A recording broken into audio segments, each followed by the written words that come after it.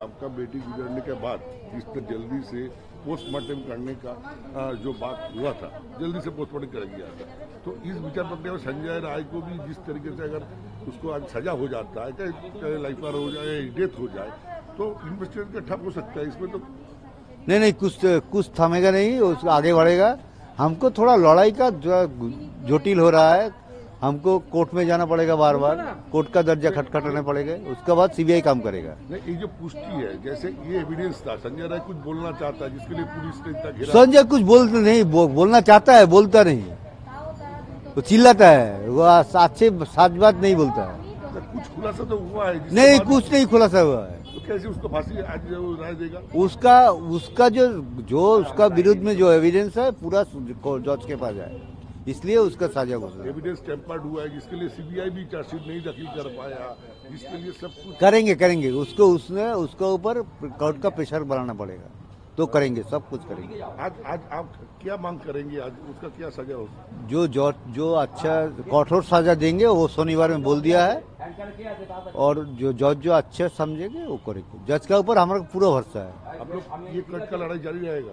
ये कोर्ट का लड़ाई और रास्ते का लड़ाई पूरा जारी रहेगा, जितना दिन अच्छे विचार नहीं सामने आएगा। अभी तक कुछ घटना कहाँ घटा था, किस लिए घटा था, कुछ भी अभी मालूम नहीं हुआ। आज विचारक आपको बोला है जो कुछ बोलने के बाद? कुछ बोलेंगे, बोला है, कुछ बोलेंगे। आपका जो क्वेश्चन दिए थे उसका आंसर जब राय का कॉपी हमारा पास आएगा वो बोल देंगे, बोल दिया है।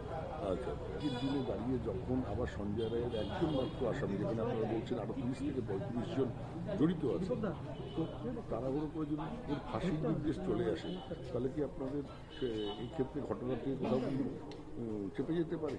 না, চাপতে আমরা দেব না, কারণ আমাদের সঙ্গে রাজ্যবাসী, বিশ্ববাসী আছে, দেশবাসী, সমস্ত সবাই আন্দোলন করছে। আমার মেয়েকে ঘরের মেয়ে মনে করেছে, তাই সবাই মিলে আমরা এই বিচারটা ছিনিয়ে আনবো।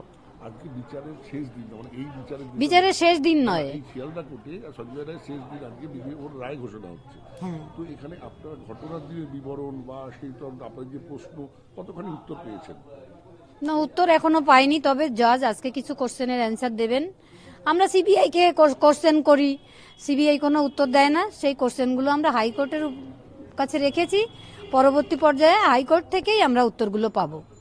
হ্যাঁ, তো আজকে যে ঘটনা, গতকাল আপনাদের এই গত শনিবার দিন আপনাদের বলা হয়েছে যে আজকে আপনারা যে কোশ্চেনগুলো রেখেছিলেন কোর্টে গেলে তার কিছু উত্তর পাবেন, আশা করছেন আজকে পাবেন? হ্যাঁ, পাবো, জজের উপর আমাদের পুরো ভরসা আছে। সঞ্জয় রায়ের যে অ্যাক্টিভিটিস ওখানে কোর্ট লকআপে বা ওখানে ঢোকাবার সময় পুলিশের ঘেরাটো, সেটা দিয়ে তাকে ঘিরে নিয়ে যাওয়া, সঞ্জয় কিছু বলতে চাওয়া, এগুলো কি লক্ষ্য করেছেন আপনারা? না, বলতেও চাইছে, কেউ দোষী বা কেউ খুন করেছে সেটা কি সে বলবে? কখনো বলবে না। কিন্তু ও যে দোষী নয় বলছে, তার বিরুদ্ধে তো দেখাতে হবে যে এই কারণগুলোর জন্য আমি নির্দোষ, সেগুলো কিছুই দেখাতে পারছে না। এবং ওকে যে কে বলেছে সেটাও ও বলছে না, কিছুই ও বলছে না, শুধু আমি দোষী নয় সেটাই বলছে। সংবাদ মাধ্যমের সঙ্গে বা মানুষের লোকের কথা যাতে না বলতে পারে, পুলিশের এই ব্যবস্থার কি কারণ আপনারা মনে করেন? না, ওকে বলতে দেওয়া হচ্ছে, ওকে যে বলতে দেওয়া, ও বাইরে এসে চেঁচালে তখন বলতে দেওয়া হচ্ছে না, কিন্তু ভেতরে যখন বলতে দেওয়া হচ্ছে ও কিছুই বলছে না। কারণ নামে অভিযোগ করেছে আপনাদের সামনে? আইপিএস সেদিনও তো বলেছে যে ওই আইপিএস অফিসার আমাকে বলেছিলেন, কিন্তু সেই আইপিএস অফিসারের নাম বলেন। আজকে সঞ্জয় রায়ের কি সাজা আপনারা আশা করেন? সর্বোচ্চ সাজা আশা করি, বিচারক যেটা মনে করবেন সেটাই দেবেন। এবং এই আন্দোলনটা কি আজকে আপনাদের একটা প্রথম ধাপ? আন্দোলনটা প্রথম ধাপ, এবং সমস্ত দেশবাসী, সমস্ত বিশ্ববাসীকে বলবো হতাশ হওয়ার কিচ্ছু নেই। এই মানে আজকের বিচার প্রক্রিয়া হয়ে গেল মানে বিচার শেষ হয়ে যাবে না, আন্দোলনও থেমে থাকবে না, তদন্তও থেমে থাকবে না। সবাই আমার পাশে থাকবেন, আমাকে সাহস যোগাবেন, এবং মানে হতাশ হওয়ার কিছুই নেই।